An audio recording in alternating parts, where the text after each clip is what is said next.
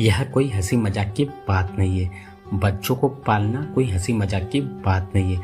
आजकल अपना घर खरीदना कोई हंसी मजाक की बात नहीं है। अच्छा खाना बनाना कोई हंसी मजाक की बात नहीं है। तो बस इस तरह के सेंटेंसेस जो कि अक्सर हमें हमारी डेली लाइफ में कभी ना कभी जरूर बोलने होते हैं, और आप लोगों ने भी न जाने कितनी बार इस तरह के सेंटेंसेस हिंदी में बोला होगा और सुना भी होगा। सो डोंट वरी गाइस, आज की इस वीडियो में हम लोग सीखने वाले हैं कि इस तरह के सभी सेंटेंसेस को इंग्लिश में कैसे बोला जाता है। तो गाइस, इस तरह के सभी सेंटेंसेस को इंग्लिश में बोलने के लिए जिस फ्रेज का यूज़ किया जाता है वो है नो लाफिंग मैटर, जिसका हिंदी मीनिंग होता है कोई हंसी मजाक की बात नहीं। तो आइए इसको यूज़ करने का कंप्लीट रूल जान लेते हैं। तो सबसे पहले बोला जाता है सब्जेक्ट, उसके बाद में is are plus no laughing matter. तो आइए गाइस यहाँ पे कुछ एग्जांपल्स लेते हैं ताकि इसे और बेटर तरीके से सीख सकें।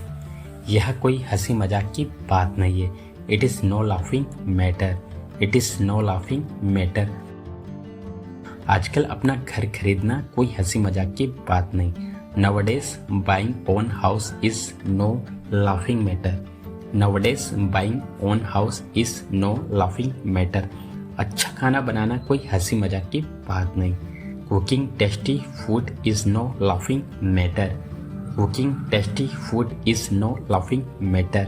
बच्चे को जन्म देना कोई हंसी मजाक की बात नहीं। Giving birth to a child is no laughing matter. Giving birth to a child is no laughing matter. Operation कोई हंसी मजाक की बात नहीं। Operation is no laughing matter. Operation is no laughing matter. रिश्ते निभाना कोई हंसी मजाक की बात नहीं। Maintaining relation is no laughing matter. Maintaining relation is no laughing matter. Acting कोई हंसी मजाक की बात नहीं है। Acting is no laughing matter. Acting is no laughing matter.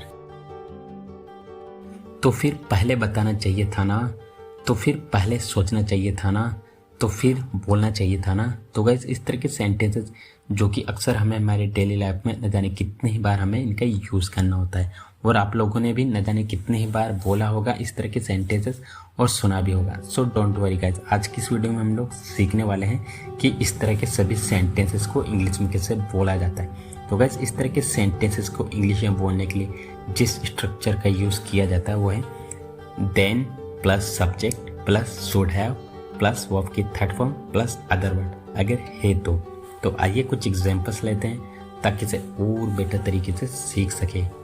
तो फिर पहले बताना चाहिए था ना, then you should have told before.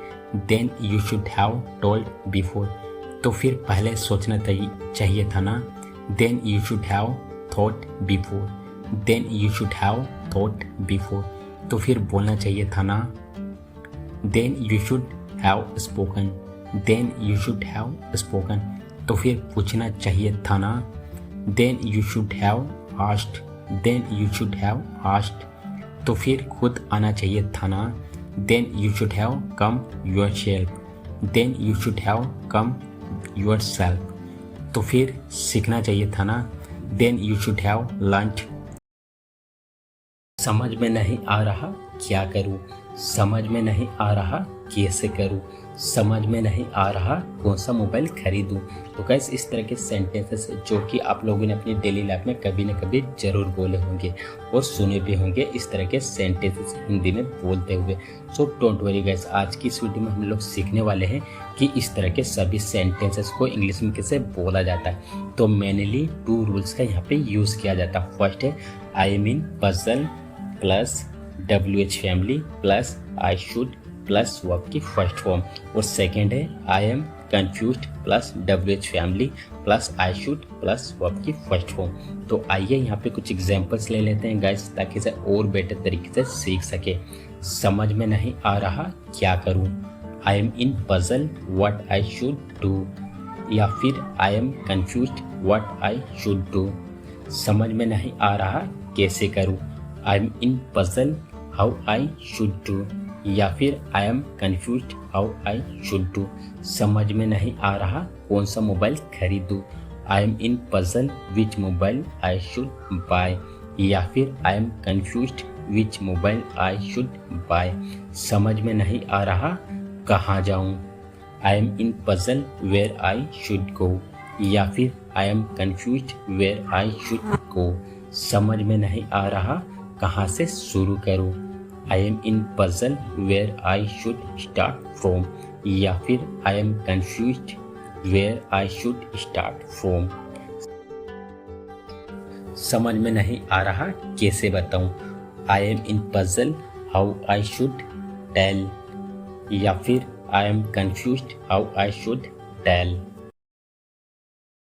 नहीं मिला था क्या तुम्हें पागल बनाने को, नहीं मिला था क्या तुम्हें परेशान करने को, यही मिला था क्या तुम्हें करने को, वही मिली थी क्या तुम्हें शादी करने को। तो गाइस इस तरह के सेंटेंसेस जो कि आप लोगों ने अपनी डेली लाइफ में कभी न कभी जरूर बोले होंगे और अक्सर इस तरह के सेंटेंसेस सुने भी होंगे। सो डोंट वरी गाइस, आज की इस वीडियो में हम लोग सीखने वाले हैं कि इस तरह के सेंटेंसेस को इंग्लिश में कैसे बोला जाता है।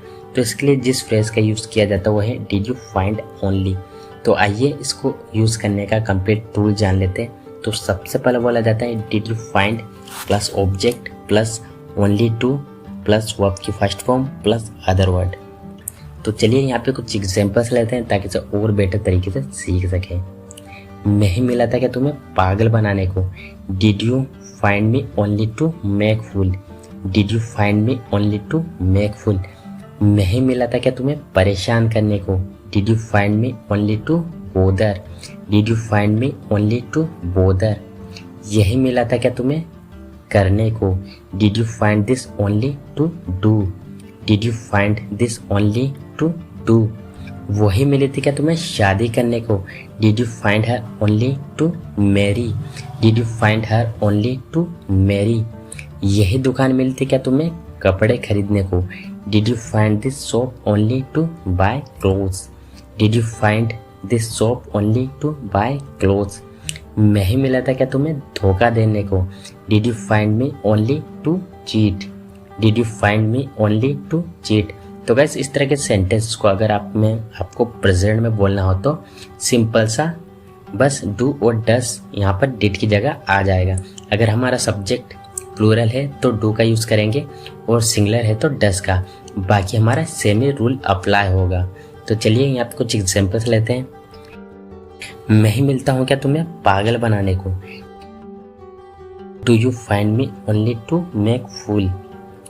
यही मिलता है क्या उसे खाने को, does he find this only to eat, does he find this only to eat. अगर इसे प्रेजेंट परफेक्ट में बोलना हो तो हैज और हैव का यूज़ किया जाता। एग्जाम्पल, मैं ही मिला हूँ क्या तुम्हें पागल बनाने को, have you found me only to make fool, have you found me only to make fool. यही मिला है क्या तुम्हें करने को, have you found this only to do, have you found this only to do. तो गाइस आज की इस वीडियो में बस इतना ही। अगर आपको वीडियो अच्छा लगा है तो वीडियो को लाइक करें, साथ ही साथ में चैनल को सब्सक्राइब करना ना भूलें। मिलते हैं एक ऐसे शानदार वीडियो में, टिल देन टेक केयर।